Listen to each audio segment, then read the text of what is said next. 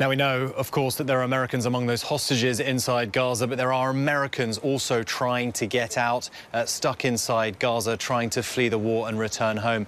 U.S. citizens Rafah Abu Zaida and Aboud Okal and their one-year-old son, Youssef, were visiting Rafah's parents in northern Gaza before the airstrike started. Since then, they've been desperately trying to evacuate, but have been denied 3 times in their attempt to cross the Rafah crossing. Sammy Nabulsi, the attorney representing the family, joins us now. Sammy, when was the last time you spoke with Rafah and Aboud? How are they doing? Are they safe? And any chance they can get out anytime soon? I spoke to them about 3 hours ago, and no, they're not safe. They're not safe. They've been the subject of regular bombardment in their area. Aboud told me yesterday there was an airstrike a little over maybe 100 meters from where they were staying. The children in the home were awoken, were inconsolable, and the walls in their house had cracked. They ran out of clean drinking water yesterday and have been drinking salt water for about a day. Food is dwindling. So they're not safe, and they have no idea when they're going to get out. Neither myself nor the family. We've been in regular communication with the State Department, folks in the White House, all of our elected officials. And at this moment, there's no confirmed departure option for a single one of the 500 to 600 American citizens in Gaza, and there's no timeline for a departure option for any of them. So what kind of help are you asking for from the U.S. government? I mean, what kind of help can the U.S. provide, given the situation in Gaza at the moment?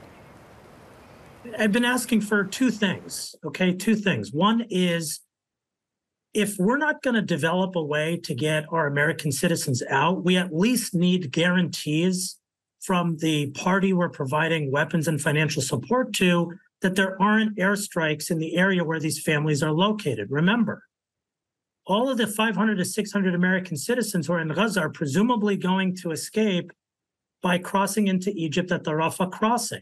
So I don't understand why the United States has not asked that there be a safe zone or protection area in Rafah and surrounding areas, at least until the American citizens are allowed to cross into Egypt. And secondly, a departure option. The United States needs to agree whatever it needs to agree to so that its citizens can get out.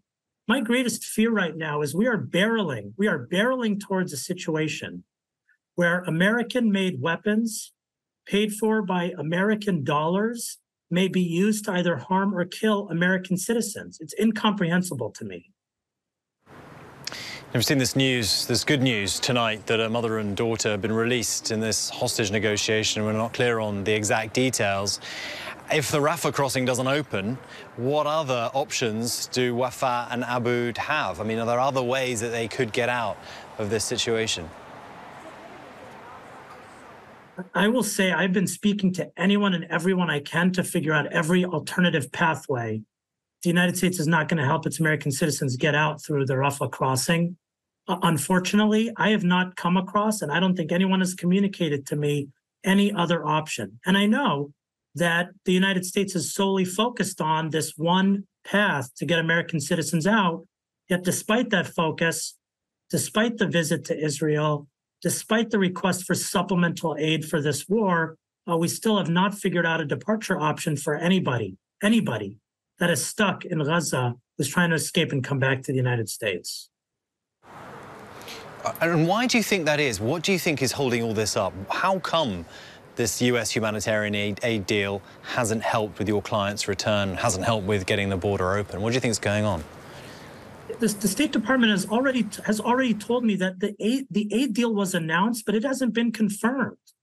It hasn't been confirmed. There's still aspects of the aid deal that haven't come together. And in fact, folks at the State Department told me that the aid deal that President Biden struck, if he struck one at all, did not even include the provision for the safe departure of American citizens. My fear here is that these people have just been completely abandoned. I don't get any sense that the State Department or the White House is even focused on them. So I'm not sure. I'm not sure what's going to happen to them. But my understanding is the aid deal isn't even struck. And furthermore, the State Department tells me that the big sticking point is that there have been airstrikes at the Rafah crossing despite these ongoing talks about letting aid in. Sammy Nabulsi, thank you. We hope that that family can get out as soon as possible. Hi, everyone. George Stephanopoulos here. Thanks for checking out the ABC News YouTube channel. If you'd like to get more videos, show highlights, and watch live event coverage, click on the right over here to subscribe to our channel. And don't forget to download the ABC News app for breaking news alerts. Thanks for watching.